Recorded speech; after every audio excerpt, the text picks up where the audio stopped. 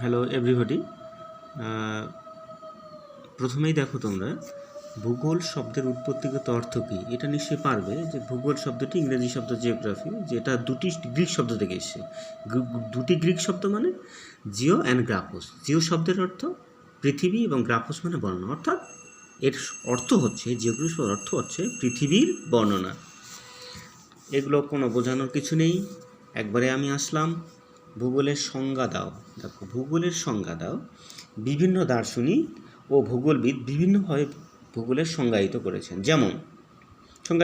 যেমন প্রথমত দেখো, গ্রিক দার্শনিক এরাটোস্থেনিস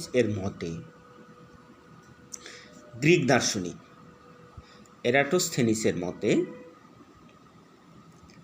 ভূগোল হলো মানুষের বাসভূমি হিসেবে পৃথিবীর বিবরণ। আমরা মানুষ পৃথিবী পৃষ্ঠে বসবাস করি, অর্থাৎ আমাদের বাসভূমি হচ্ছে পৃথিবী পৃষ্ঠ। এটার বর্ণনা করাটাই হচ্ছে ভূগোল, তিনি বলেছেন, এরাটোস্থেনিস বলেছেন। নেক্সট, জার্মান দার্শনিক আলেকজান্ডার, এটা কেটে দেওয়া, আলেকজান্ডার ভন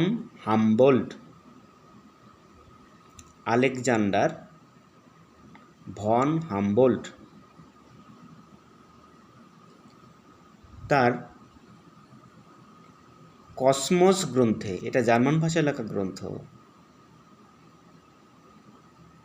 বলেন geography is the science related nature. এর অর্থ হচ্ছে ভূগোল হলো প্রকৃতির সঙ্গে সম্পর্কিত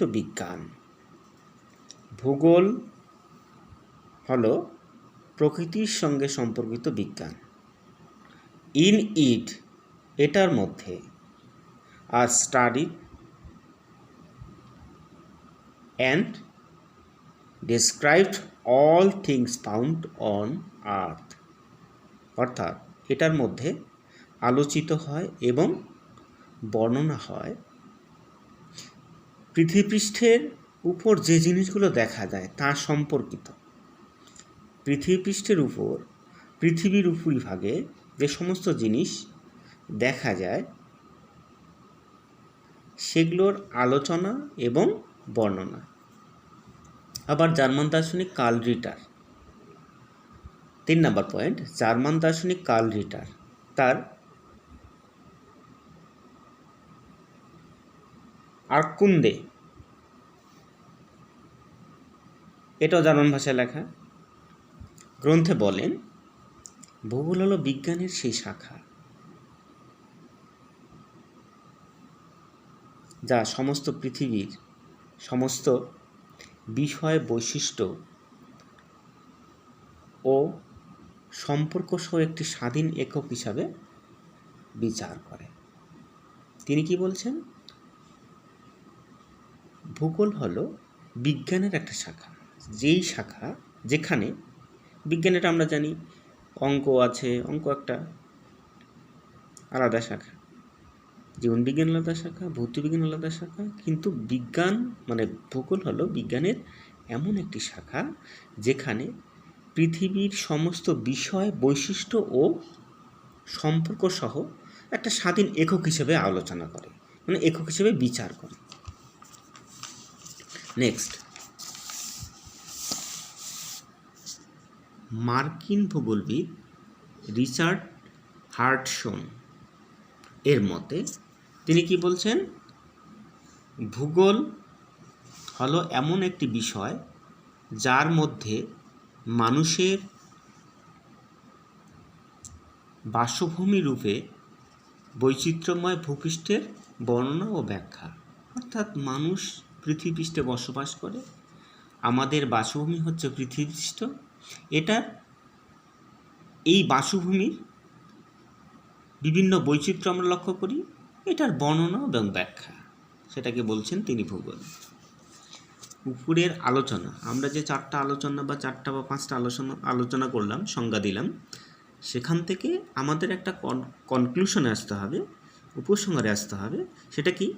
যে সেটার থেকে আমরা পরিষ্কার যে কথাটা বলতে হবে যে উপরোক্ত আলোচনা থেকে আমরা বলতে পারি, বলতে পারি বা উপরে আলোচনা থেকে পরিষ্কার, ভূগোল শুধু পৃথিবীর বর্ণনা নয়,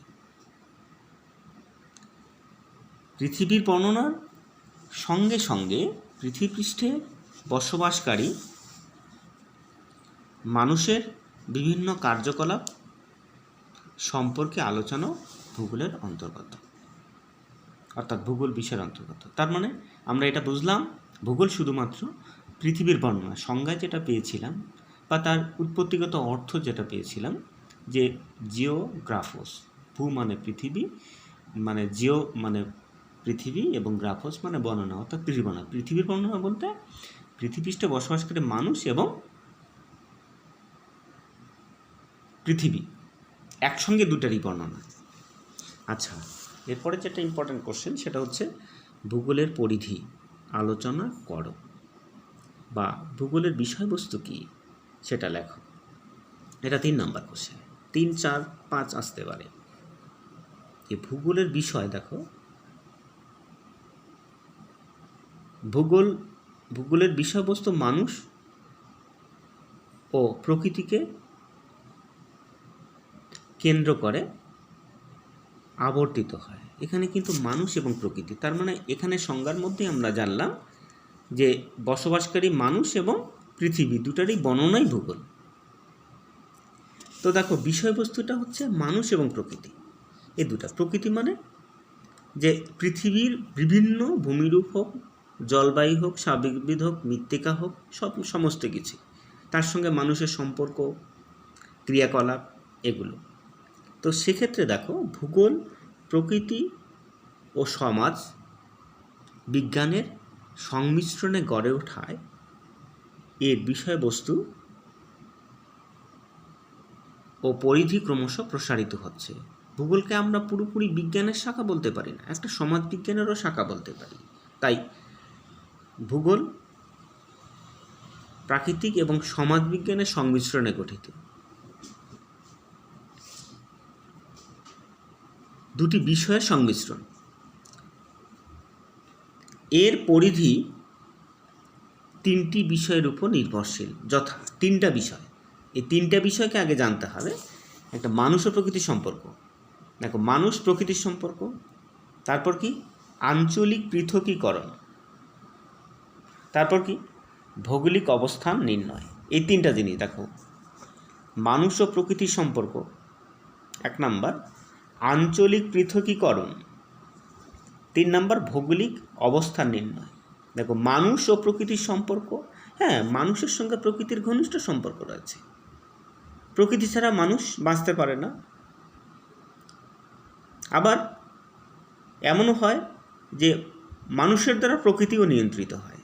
একটা মানুষের সঙ্গে প্রকৃতির একটা ঘনিষ্ঠ সম্পর্ক রয়েছে। যেমন যখন শীতকাল আসে তখন আমরা কি করি, গরমের পোশাক পরি, অর্থাৎ প্রকৃতি মানুষকে নিয়ন্ত্রণ করে, মানুষের সঙ্গে প্রকৃতির সম্পর্ক রয়েছে। বিভিন্ন অঞ্চলের মানুষের মধ্যে তার আচার আচরণ, বিভিন্ন ধর্মীয় কালচার সব আলাদা আলাদা হয়, এটা প্রকৃতির সঙ্গে মানুষের সম্পর্ক। অর্থাৎ ভূগোলের প্রধান বিষয় হলো মানুষ ও প্রকৃতি, মানুষের ওপর প্রকৃতির প্রভাব,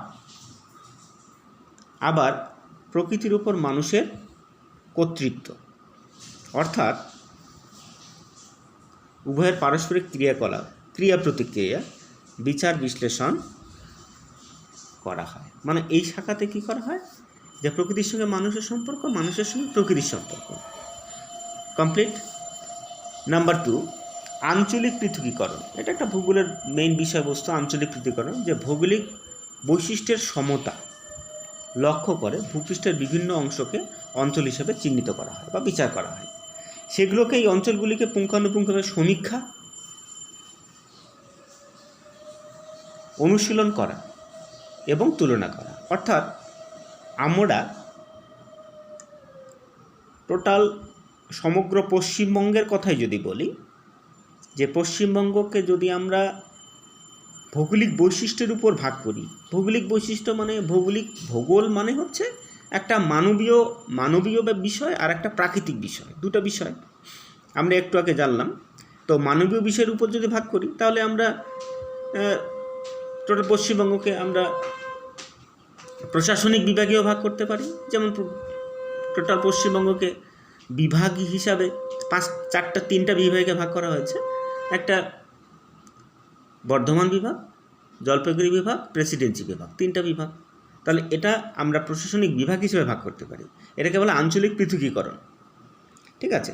আবার যদি ভৌগোলিকভাবে ভাগ করি, মানে ভূপ্রকৃতিগত, তাহলে পশ্চিমবঙ্গকে আমরা ভাগ করতে পারি পার্বত্য অঞ্চল, সমভূমি অঞ্চল, মালভূমি অঞ্চল, 3টা, বা সুন্দরবন অঞ্চল, উপকূলীয় সমভূমি অঞ্চল, এইভাবে ভাগ করতে পারি। আবার ভাষাগত যদি ভাগ করি টোটাল ভারতবর্ষের বিভিন্ন অঞ্চলে বিভিন্ন রকম ভাষার ভিত্তিতে ভাগ করতে পারি। যে বাংলা ভাষাভাষী অঞ্চল, এটা অ্যাসামিজ ভাষাভাষী অঞ্চল, এটা হিন্দি বলা হয় বা হিন্দি ভাষাভাষী অঞ্চল, এটা তামিল ভাষাভাষী অঞ্চল, এইভাবে ভাগ করতে পারি। এটা বলা হয় আঞ্চলিক পৃথকীকরণ। এটা একটা ভূগোলের বিষয়বস্তু। আর একটা জিনিস হচ্ছে ভৌগোলিক অবস্থান নির্ণয়। এটা একটা গুরুত্বপূর্ণ, যে ভূপৃষ্ঠের প্রত্যেকটি জিনিস বা প্রত্যেকটি স্থান বা জায়গা তার অবস্থানের দিক থেকে আলাদা। হ্যাঁ, আলাদা। আমরা আমাদের কুচবিহার জেলা, আমরা যে অক্ষরেখা দ্রাঘিমারেখা অবস্থান করছি, অন্য একটি জায়গা নিশ্চয়ই আলাদা হবে। কয়েক সেকেন্ড হলেও আলাদা হবে, মিনিট হলেও আলাদা হবে, বা ডিগ্রি হলেও আলাদা হবে। কত ডিগ্রিতে অবস্থান করছে, এটাকে বলা হয় ভূপৃষ্ঠের প্রত্যেকটি স্থানের অবস্থান। ঠিক আছে। যে অবস্থান নির্ণয়, যে ভূগোলের দেখো যে প্রত্যেকটি স্থান বা জায়গা তার অবস্থানের দিক থেকে আলাদা। তাই ভূপৃষ্ঠের প্রতিটি স্থান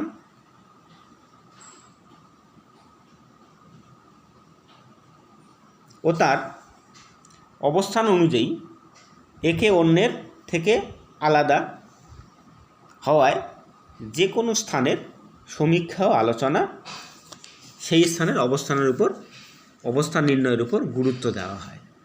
এটা গুরুত্বপূর্ণ, খুবই গুরুত্বপূর্ণ, যে আমাদের ভারতবর্ষ কত ডিগ্রি অক্ষরেখা দ্রাঘিমারেখার মধ্যে অবস্থান করছে, তার ভৌগোলিক অবস্থানের উপর নির্ভর করবে সব কিছুই। সেখানকার খাদ্য, পোশাক পরিচ্ছদ সব কিছু নির্ভর করবে। আমাদের অবস্থান, আমাদের দক্ষিণ ভারত আমরা যদি দেখি, সেক্ষেত্রে দেখা যায় দক্ষিণ ভারতে নিরক্ষীয় জলবায়ু দেখা যায় মালাবার উপকূলে। আবার উত্তর ভারতে পার্বত্য অঞ্চল অনেক উঁচুতে অবস্থান করে, কিন্তু সেটা অক্ষাংশগত যদি অবস্থান দেখি, সেক্ষেত্রে সেটা কিন্তু অনেকটা নাতিশীতোষ্ণ অঞ্চলে অবস্থান করে। এটা খুব গুরুত্বপূর্ণ। এরপর ভূগোলকে সাংশ্লেষিক বিষয় বলে কেন? দেখো, যে ভূগোল বিষয়টি বিজ্ঞানের অন্যান্য শাখার সঙ্গে গভীর সম্পর্ক থাকায় একে আন্তঃসাংশ্লেষিক বিষয় বলা হয়। তো ভূগোলের সঙ্গে বিজ্ঞানের অন্যান্য শাখা কি? বিজ্ঞান যেমন আমরা অঙ্ক আছে ভূগোলের মধ্যে, ভৌতবিজ্ঞান, এটা ভূগোলের মধ্যেও অনেক কিছু ভৌতবিজ্ঞানের জিনিস পাবে, জীবনবিজ্ঞানের জিনিস পাবে।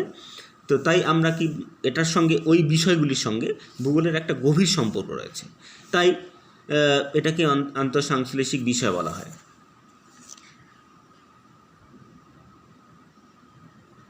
আচ্ছা, আজ এ পর্যন্তই থাকলো।